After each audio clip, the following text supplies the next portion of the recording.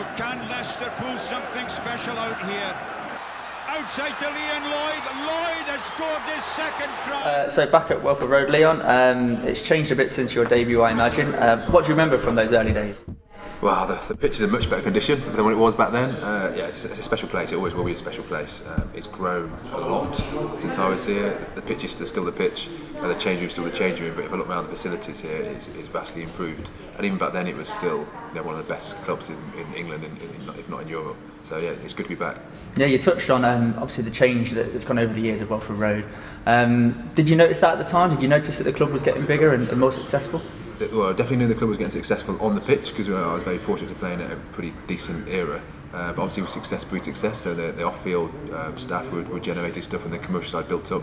Hence the new stands and everything else. But when you step away from it and come back, and you sort of hit with it straight away, you realise, wow, this was special. I think I'd have enjoyed playing here in today's day. And did you know what you wanted to do when you retired from the game? I didn't, to be honest. No, and it was something that I was worried about because I didn't know I signed pro at 16. Just as a game turned pro, so rugby wasn't a career choice. I didn't want to play rugby as a job because it wasn't an option. I wanted to play football. So no, I didn't know what I wanted to do. I knew I wanted to do something in business. I knew I didn't want to be a coach.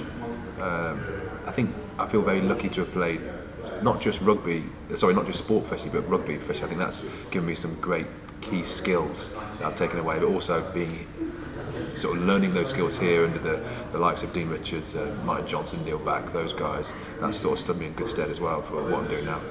And obviously you're the first guest speaker at this year's business club.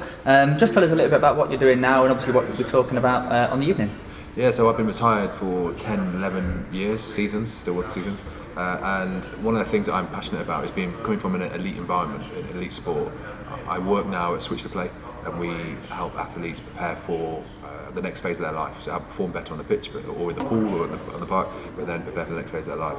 But I also am a speaker and a sort of a business coach. So I go in and do lessons from sport to business. They may seem really obvious to you as an athlete, but when you step outside the athlete bubble and step into the sort of the more corporate world, the things that you do normally without thinking about don't necessarily happen.